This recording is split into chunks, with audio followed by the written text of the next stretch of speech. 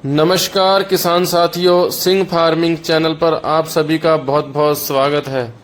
तो आज की वीडियो में हम बात करने वाले हैं बहुत ही महत्वपूर्ण खाद के बारे में, जिस खाद का महत्व बहुत सारे किसान भाई बिल्कुल नहीं जानते हैं। किसान भाइयों, यह खाद है मैग्नीशियम सल्फेट। तो किसान भाइयों, आज की वीडियो में हम देखेंगे कि आखिर मैग्नीशियम सल्फेट क्या है, इसका प्रयोग कब और कितना करना चाहिए, इसकी सही डोज और उपयोग करने का सही समय क्या होना चाहिए, और अंत में यह कि किन किन खादों के साथ मैग्नीशियम सल्फेट को बिल्कुल मिक्स नहीं करना चाहिए। ये इस वीडियो को आप अंत तक जरूर देखिएगा।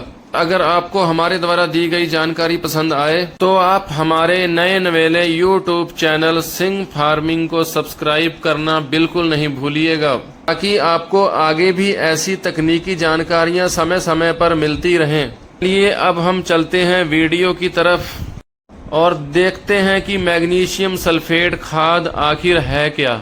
तो किसान साथियों, मैग्नीशियम सल्फेट मैग्नीशियम और सल्फर युक्त एक रासायनिक खाद है। मतलब मैग्नीशियम और सल्फर की पूर्ति के लिए हम अपनी फसलों में इस खाद का प्रयोग आसानी से कर सकते हैं, परंतु ज्यादा तौर पर इस खाद का प्रयोग मैग्नीशियम की पूर्ति करने के लिए किया जाता है, क्योंकि सल्फर तो हमें अन्य सल्फर युक्त खादों से भी मिल जाता है।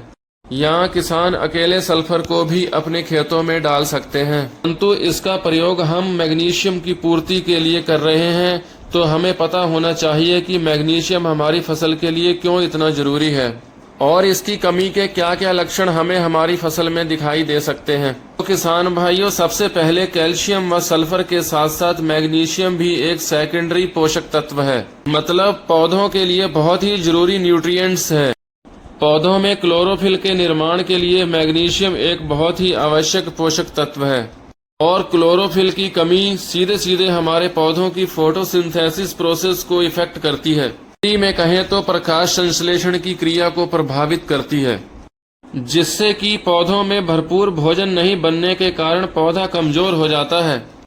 इसके अलावा मैग्नीशियम पौधों में फास्फोरस के अपटेक को बढ़ाता है। ऐसे बहुत सारे प्रोटीन्स व एंजाइम्स हैं जिनके निर्माण के लिए मैग्नीशियम एक आवश्यक पोषक तत्व है।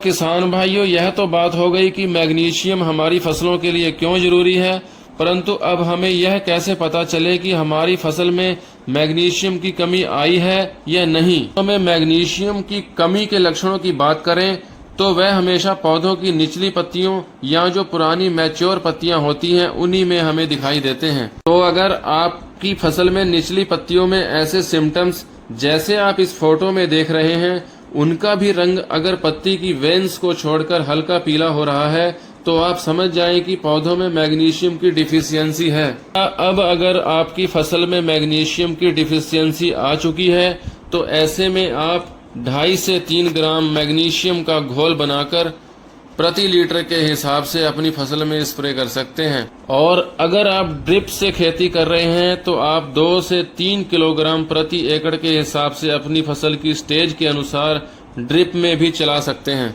अब अगर आप चाहें कि हमारी फसल में मैग्नीशियम की कभी डिफिशियंसी ना आए, तो उसके लिए आप मैग्नीशियम सल्फेट फर्टिलाइजर को खेत की तैयारी के समय या बीज बोने से पहले ही 20 से 25 किलोग्राम प्रति एकड़ के हिसाब से अपनी भूमि में मिलाकर भी इसका प्रयोग कर सकते हैं। मैग्नीशियम की कमी से बच सकते हैं।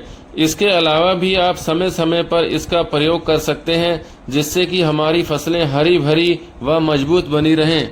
तो किसान भाइयों, चलिए अब हम बात करते हैं मैग्नीशियम सल्फेट को किन किन खादों के साथ बिल्कुल मिक्स नहीं करना चाहिए। इसके लिए जितनी भी सल्फेट व सल्फर युक्त खादें आती हैं, जैसे ammonium sulphate, potassium sulphate, copper sulphate, calcium sulphate, इन खादों के साथ हमें कभी भी जो नाइट्रेट युक्त खादें आती हैं, जैसे कैल्शियम नाइट्रेट या पोटेशियम नाइट्रेट, उनके साथ बिल्कुल इस्तेमाल नहीं करना चाहिए। आप ध्यान रखें, इन खादों के साथ मैग्नीशियम को कभी भी मिक्स ना करें।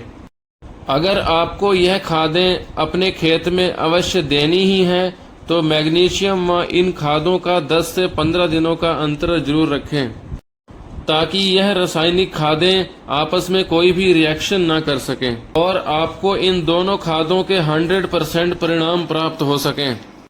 तो किसान भाइयों, यह थी हमारी आज की वीडियो। हमें उम्मीद है कि आपको हमारी यह वीडियो में दी गई जानकारी समझ व पसंद अवश्य आई होगी।